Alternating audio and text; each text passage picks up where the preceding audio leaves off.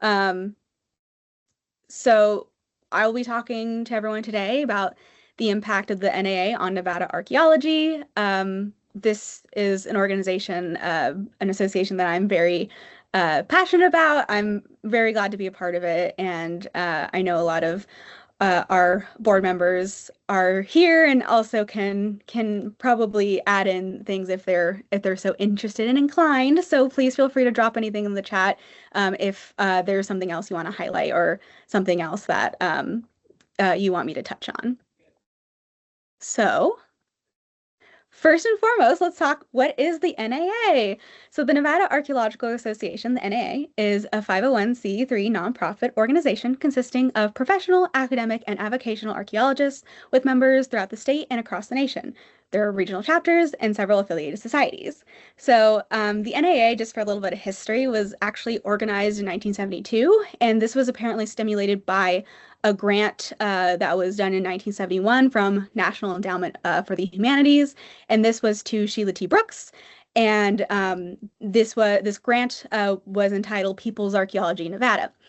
So that's kind of where we get where our beginnings are. And then in March of 1973, the Nevada Archaeological Association was recognized in the state of Nevada as a corporation, 990-73 being all, official here. And at the time, Gene Miles was listed as chairman. So really the mission of the NAA is to encourage public interest and involvement in archaeology and historic preservation by sharing information through lectures, workshops, field trips, and an annual meeting, both newsletter and journal publications. So archaeologists affiliated with the NAA volunteer their time to help educate other NAA members and to provide them opportunities to experience Nevada archaeology. So you'll notice that the NAA is not just professional archaeologists, it includes avocationalists, people who are passionate about archaeology, preservation, Nevada history. So it really is a welcoming organization for anyone. This is actually a fun fact I did not know. The NAA symbol, which was redrawn by Dr. Robert Elston from a petroglyph at Garfield Flat, this was actually established as the official NAA symbol in the original Articles of Incorporation in 1972. So it's been a symbol for a very long time. Another little sort of who is the NAA? So basically, the NAA is comprised of both professional and avocational archaeologists and members, and the members, as stated in the bylaws of the association, or promote these common professional and avocational interests to further the purposes of the NAA through nonprofit activities, including but not limited to education, training, meetings, workshops, publication, and other relevant activities. So there's a lot that the NAA does, lot that the members do, and the people who run this are the board. So quick little round of meet the board. We have Ashley Uni, who is our current president. We have Kara Jones, who is our current vice president. Sean McMurray, our secretary, and who sort of runs student grants. There's Sarah Branch, who is treasurer. There's me, who's membership officer. Jackson Mueller, who's the social media officer, who does a great job running our social media. Very, very happy that he's around because I pulled quite a bit of content from our social media for this, presentation. So I'm very grateful to him. We also have John Benedict, who's a member at large, who does publications as well. Andrew McCarthy is also a member at large, but also focuses on publications. Erin Gillette, who is a member at large. Samantha Rubison, thank you for having us, is a member at large and helps with student grants. And then there's Shelby Safier, who is a member at large. So what does the NAA do? The NAA does a lot of different things. So sort of what you'll typically get standard is obviously the NAA provides memberships. There are student discounts available. Something that I like to highlight as a student who came into this organization, who was sort of new to Nevada and new to the academic world a couple years ago, was that this is a very friendly organization and an organization that's not super, that doesn't cost the same as other larger organizations, which I find really accessible and welcoming to someone who, is still in school, especially with the student discounts. So I really, really appreciate that the NAA makes this, membership very accessible to people overall, and especially to students. The NAA does a lot of different field trips, workshops. We'll, talk about a couple of those. There is, of course, the Nevada Archaeologist publication. There is also the NC2, which is a quarterly newsletter. In addition to sort of these different aspects, one of the bigger components is the 3-day annual meeting. So this is a meeting that alternates between Southern and Northern Nevada. And it goes into different cities each year to make sure that, you know, people who maybe might not be able to make it to the Northern Nevada meeting, maybe make it to the Southern Nevada meeting. I really enjoy that aspect of where it alternates. We have typical paper and poster presentations. Again, to me, this feels like it is a much smaller meeting or conference compared to like really, really big associations like the SAA, which can be very intimidating. So honestly, presenting at the NAA is extremely, I think, valuable, and it's also just very welcoming, and it's not as intimidating as other potential meetings or conferences might be. At these meetings, there are various awards given. So this includes both sort of the student grant awards, which we'll talk about in a minute, but also sort of our bigger awards, which includes the Silver Trowel Award and the Ting Perkins Award. I'll get into these in a second as well. And then finally, something I think is really unique to the NAA, or at least unique for the conferences I've been to, but there are these student paper and poster awards, which is just like a very nice way to acknowledge the students and really appreciate them coming in to give a paper or a poster. Because again, it can be a little bit intimidating to do that, especially if you're sort of new to the academic world or new to these types of meetings.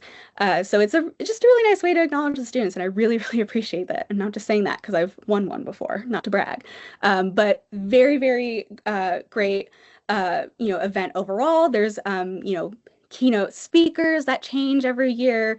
There are the local field trips and workshops. These they're specific to the city that is chosen for the meeting. And I've not had the opportunity to go on one of these yet, and I really, really want to. They seem so much fun every time. And then I have to highlight the 3-minute papers.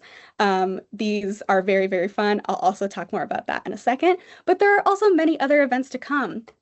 And if you happen to have any event that you're interested in seeing, definitely recommend it to leadership. I think there's a lot of great ideas that are out there because, Nevada is a very vast place with a lot of different opportunities, and there's a lot of different kinds of events, field trips that we can do. And I'm sure that there's an endless list of suggestions that we could get. So please feel free to contact us if you have any other ideas. I think that's something we like to encourage and welcome. So talking about NC2, this is a newsletter that has been going since 1994. Basically, it has various sections for readers to know what's going on with the NAA, and then get to know more broadly what's going on in Nevada archaeology overall. So here are a couple examples I pulled from our website.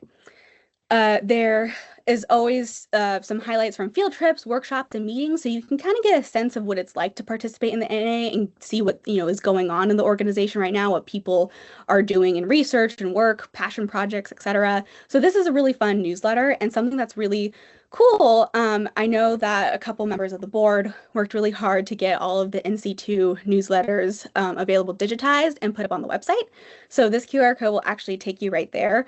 But overall, it's a really, really great resource for people if you want to get some fun reading in, if you want to get more familiar with Nevada archaeology and you don't really know where to start, or if you're just interested in the NAA and you want to see what the organization does. I think it's a really great place to read, and or if you're a nerd like me, again, read for fun. So I highly recommend taking a look, and I really appreciate that this newsletter is just accessible for anyone to read, and all the different ones that are available are just on the website for anyone to look at. So I really, really appreciate that. I will note that the newsletter has been sort of on the table for the past couple years, but we on the board, I know, are working to revitalize it, and so we're going to have some really cool newsletters up and coming for people to see, hopefully really soon. So that I'm really excited to see that. So talking a bit about annual meetings of the past, because this year we might be doing something different, but last year we had our annual meeting in Elko. So this was a Northern Nevada conference. I have included our logo that was made by our very good friend Aiden, who did a superb job on it. This is actually part of another aspect of our annual meetings, which is the logo contest. So this is an ongoing contest. Whenever a meeting comes around, be sure to get your logo concepts in, because if yours is selected, you get to see your logo on the shirt. It becomes the official logo for that particular meeting. You get one of those shirts for free, and you get free conference registration, which is just such a, it's easy to kind of just take that off your plate, and it's really great to see people participate and design these kinds of logos. So be sure to look out when we have our logo contest going on. People are very, very creative, and much more creative than I could ever be. So definitely participate. We have another logo by our amazing Shelby. Yes, this is so good. This is for the Las Vegas meeting in 2024. Lovely design as well. We also have a couple other examples just for inspiration, just to, get people's creative minds flowing. So again, if you see our logo contest in the future, please be sure to enter. It's a really great opportunity. Here's one of those shirt examples that I was talking about, and an example of a 3-minute paper by Jackson Mueller, if I'm not mistaken. And talking about the 3-minute paper challenge, I would really be remiss not to highlight this 3-minute challenge, because I think it's such a great example of how the NAA can be very inviting and welcoming, in regards to, and make it very fun as well. So I just kind of want to talk about how this works. Basically, 3-minute paper, you have one, you can maybe do one slide, you can maybe do as many slides as you want, but you're limited to 3 minutes. That's it. That's all you get. And the second 3 minutes is over, everyone's gonna get you off the stage. We're gonna make loud noises. We're gonna shoo you off. That's how it works. And again, this is something else that it's like, if you're new to presentations in this like sort of podium format and you're a bit nervous, this is a great way to take a first stab at it, because it's not a super formal paper. It can be very fun. I've compiled some ideas for a 3-minute paper. I've not given one yet, but I will in the very near future. Some weird noises I've heard in the field, or every time I've fallen looking for a cool artifact and the picture of the artifact that is inevitably blurry, or me inevitably on the floor. So those are some of my ideas. Don't steal them, please. But Jackson has had some amazing papers as well. I believe he had an incredible poem with himself, both in the present and the past. That I think this was a concept developed some time, during the depths of the Connolly Caves Field School, if I'm not mistaken. But we have some very fun papers that get put together, and it's a great way to sort of bond with your fellow presenters and have a good time. So I highly recommend being a part of this challenge. It also is a good way to learn how to distill your research into a very short period of time. So can't rave enough about the 3-minute paper challenge. Again, I've not been on one of these super fun field trips, but I'm hoping to go sometime soon. I just wanted to show you kind of the realms of field trip we've done in the past. There's the Berlin Ichthyosaur State Park. This, I believe, is the Berlin Stamp Mill, which I'm very partial to these kind of tours because my dissertation research really focuses on mining industry, stamp milling, all these things. So I love this, and I really would love to go here. But then we also have things like the Bonneville Estates Rock Shelter, and I'm very jealous of those who got to go on this trip as well. This looks so much fun to be able to get in there and talk with experts, especially in these local places where you have people who have worked here for a long time or who know just so much about these locations. So it's a really great opportunity to get just a really fun and educational experience in. Same can be said about our workshops. So the one I mainly want to highlight, because I have the most pictures from it, is our food processing workshop that was in Elko this past year. This was run mainly by Samantha, but it was definitely a team effort, as you can see. Kara here helping, or putting together the butchering of, I believe it was a goat, if I'm not incorrect. And we also have to shout out Broadbent and Associates, who kindly lent us their office to use because we did not want to get into trouble butchering at the venue. So that was very helpful. But this was just a really, really fun event overall. It was a way to get your hands dirty and really get into that experimental archaeology part of research where you get to really try for yourself these tools that you tend to see in, papers in museums, and really get a sense of how these work practically in real life. So that was such a cool aspect. Here's a couple other pictures. It was very engaging and I think very well attended. It's also very tactile. Like you really get to like touch things and try things, which I think is always very fun. I think what everyone who loves archaeology loves to do anyway. So definitely this was a really, really good time. And I don't really have any pictures of this one because I didn't get to go, but I was so sad to miss it. There was this great workshop done by Margot Mehmet, a can workshop that was put on with this incredible donation of a can collection, historic can collection from an NAA member.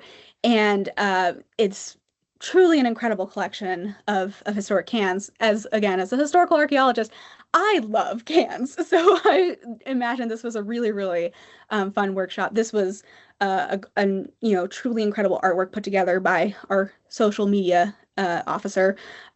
Really, I assume this is what took place. There's a lot of can talk and a lot of thinking about cans and all the can refuse that you see throughout the state of Nevada. So it's educational, fun, and also very practical because if you do archaeology in Nevada, you will inevitably encounter cans. So hopefully we get to have a workshop like this in the future. And there's many other workshops that have happened. These are just our two most recent. Moving on, I do want to talk about the NAA AMARC Student Grant Competition. This is, a annual grant competition that happens as a joint one between the NAA and Nevada AMARCs. Has a long-standing relationship between the two organizations. Very grateful to have that partnership with AMARCs. So the way the prize works is there's two. There's one that goes up to $3,000 for PhD students, and then there's one up to $1,500 for non-PhD students. So this would include masters and below. So any like undergraduate research, they're welcome to apply as well. So keep an eye out. This year, the deadline is March 13th. So definitely be sure to get those applications in. It is very worth it. It is the kind of, a grant that really helps you out, especially if you're early in your research. It's just very helpful as someone who has gotten one of these grants, especially when you really don't have a lot of, I would say direction yet, where you're trying to get that early archival research and field research in. And this is just a very, very helpful grant, and I would highly, highly recommend it. Both AMARCs and the NAA are two great organizations, and I think it's just like awesome that they do this grant competition every year. So we'll highlight a couple of the past awardees in research that this grant has funded. Some incredible projects. These are only a few of them, so there are a lot more. First, we will talk about Jackson's. So Jackson's research, as he states, archaeologists have long debated the place of square base stem projectile points, so SBS PPTs, within the Western STEM tradition, WST. So while previous studies have focused on select high-profile surface assemblages, for example, the Sunshine locality and the Parman localities, the Great Basin has untapped data potential in its record of smaller but more numerous surface sites. Jackson proposed a landscape-scale obsidian sourcing study of surface sites and isolates containing early Holocene SBS PPTs. This project will produce data from a wide range of single-component surface and archaeological resources, which in aggregate will convey a wealth of information regarding mobility and potentially subsistence strategies during this period. And very broadly, Jackson has stated that his research explores the technological and social relationships between the Great Basin and the Great Plains during the early Holocene. And for examples, here is the Hudson-Main-Cody Point and the northeastern Nevada Windus Square. Now, I gotta be honest, I am not a lithics person. I'm sure Jack's gonna do a much better job of explaining this to you, but this is such incredible research that I would have no knowledge of if I didn't get the chance to hear it from my colleague and friend Jackson. And this is sort of where I want to highlight that, this grant competition also sort of feeds into another grant you can get to present at the annual meeting, where it's a great opportunity to be able to share your research with a lot more different people, which is something that I really appreciate. I know others appreciated that as well. And kind of, especially for me, get me out of my little sphere of knowledge for my love of historics and get to see things like this, which I'm not super familiar with. So I just wanted to highlight that part. And I promise I will not go on and on forever about my research because I definitely can.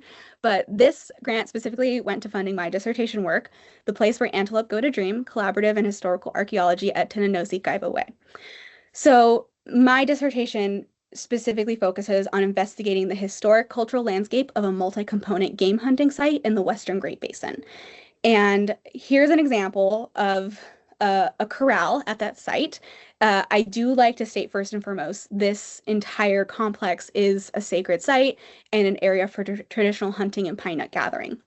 It's still used today by, modern day Paiute communities and other Native communities.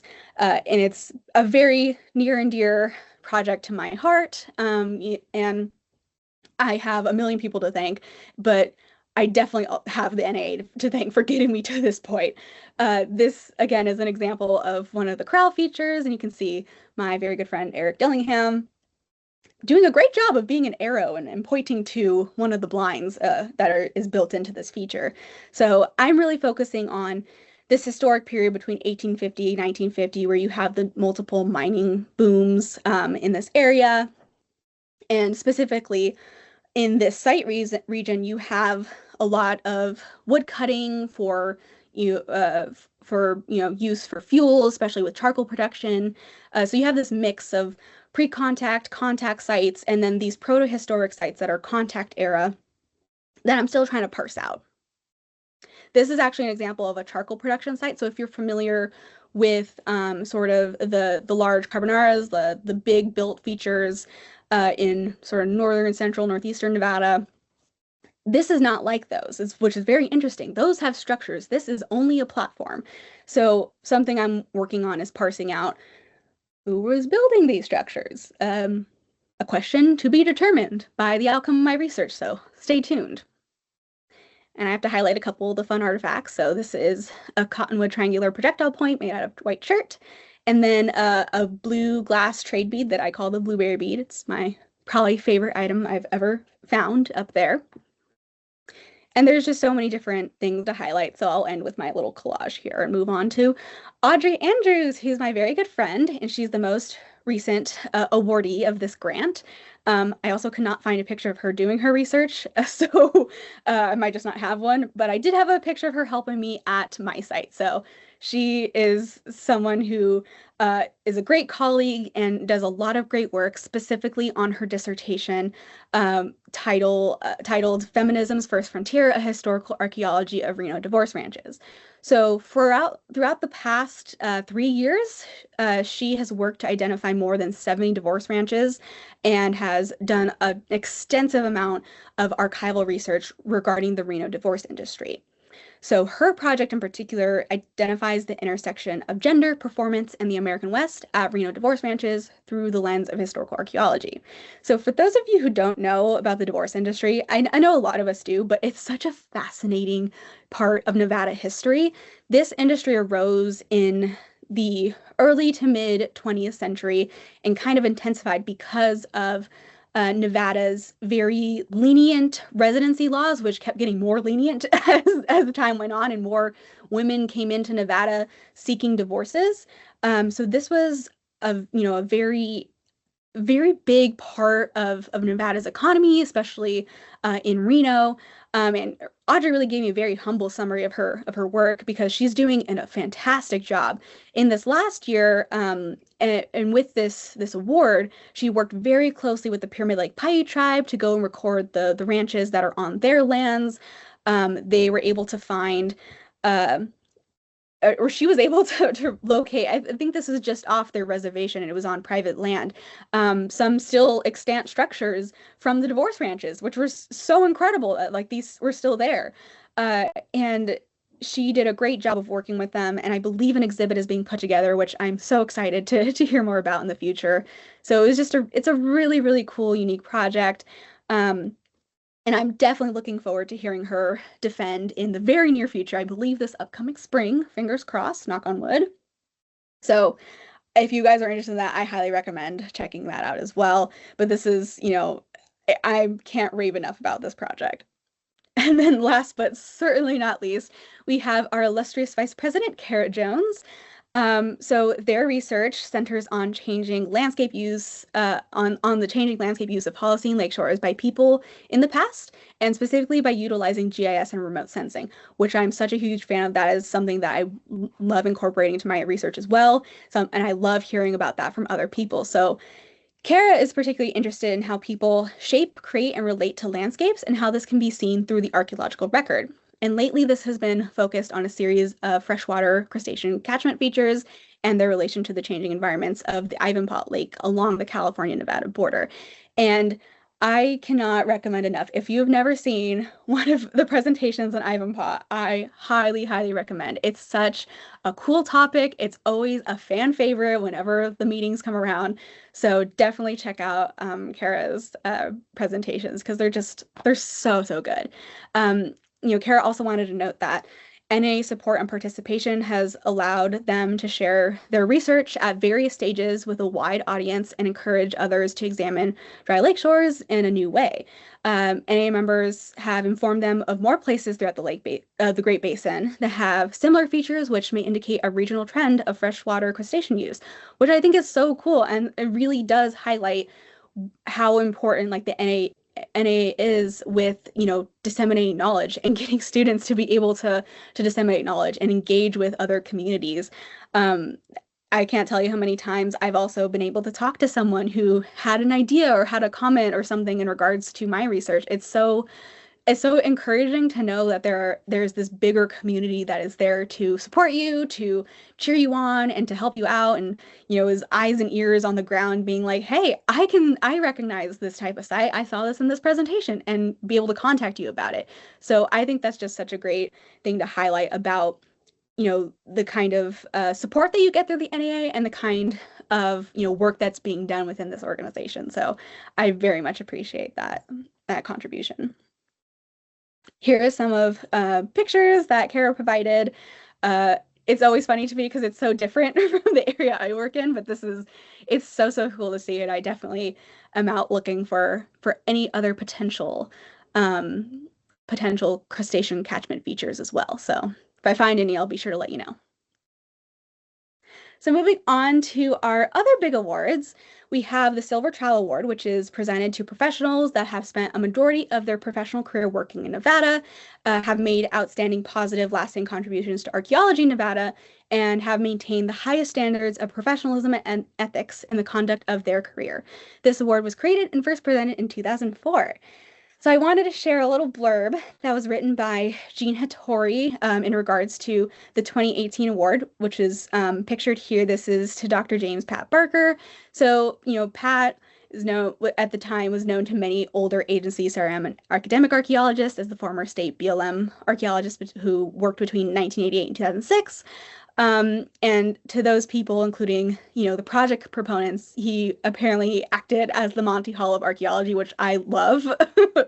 So throughout his tenure, he did his best to make sure that all parties, believed that he was their advocate, which I think is such an important part of being an archaeologist, especially when you're working with so many different stakeholders. Worked toward alternative mitigation resulting in the expansion of the Nevada State Museum's Tasawihi Quarry Warehouse Edition. And then perhaps most importantly, as Jean states, Pat played a very key role in the successful civil ARPA prosecution of the Elephant Mountain Cave looter. And apparently at $2.5 million was the highest fine level under that law, which I think is so important because I think we, people who are archaeologists, people who are in this field see it all the time. And that's such an important part of protecting and preserving these resources because Nevada has a lot, and there's a lot of people who are unaware of the law, who do not care. I know it can be frustrating, so it's really exciting and just encouraging, I guess, to see that there are people who did such a great job of protecting these resources and doing their best to get those kinds of uh, that legislation put into effect essentially. In addition to all these things, Pat was post 2006 involved in UNR as an adjunct assistant professor, part of the Nevada Rock Art Foundation as director, part of the Nevada State Museum as a research associate, and a Nevada Museum art consultant. So these are the kind of people who we really want to celebrate within the NAA who have spent their lives, dedicating so much to Nevada archaeology. And I can definitely, highlight our most recent awardees. First is Ron Reno. So I'm not as familiar with Ron, but I do know that he did this incredible piece in 1996 on charcoal platforms in the Eureka Mining District, which I'm so grateful for because it is definitely a major, contribution to the work that I'm doing. So this is him here pictured with Sarah Branch. So I'm really just wanted to highlight that. The next awardee from this past year is Eric Dillingham, who is a very good friend of mine, who has worked in Nevada for a very big portion of his career and is really just a great mentor, educator, fieldwork enthusiast overall. To this day, every once in a while, I'll get a call like, all right, like, Izzy, when we're going out next? And inevitably, we will be out in the field about a week later. So definitely, it was just really great to be able to highlight people within the organization who've just done so much for archaeology out here. Our second award is the Ting Perkins Award, which is presented to a deserving individual for outstanding avocational contributions to archaeology in Nevada. And this one was first created and presented in 1982. So the award itself, a little bit of history here, was named in honor of Dr. Peter Ting. So Peter Ting was the first president of AMARCS in 1967 and was also the head of the Nevada Archaeological Survey, which if you've done work in Nevada, you know that's a very, very important part of Nevada archaeology. So very grateful to Dr. Peter Ting. And then the second individual this was named after was Fay Perkins, who in 1924, along with his brother John, first brought the Moapa Valley's El Pueblo Grande de Nevada to the attention of the Nevada governor, James Skirgum at the time, and later became the curator of the Lost City Museum in Overton from 1952 until 1956. So obviously highlighting people who have really done a lot also as well for Nevada archaeology, who have this really important historical legacy. So in 2018, this was another blurb written by Jean Hattori. This is Ken and Karen Hopple, who they're very well known through their AMARCS participation, and then in particular Ken's continued presidency of the organization at the time. Ken had worked for the Hamilton Company's founder in Southern California as a very skilled machinist and as a tool and die maker. So it was through that work that he continued with that company when they moved to Reno and offered his trade skills to the Nevada State Museum by developing a method to conserve Carson City mint coin dies, which were discarded by the mint in the late 1870s. Both Ken and Karen assisted Kelly Dixon and Julie Shalbalitsky with their historic archaeological graduate research in Virginia City. Karen and a junior author at the time, Jean Hattori, later published original research into a very interesting 19th century Native American Bistal artifact from Germany. Very, very interesting work. Ken continued his museum involvement at the time and took up a position as chief coiner, who also helped maintain the former mint's historic V&T, Morgan and Orr coin press, and just did a lot of different work in this realm. Which, I mean, if anyone has been to Carson City, who knows like the history of the mint.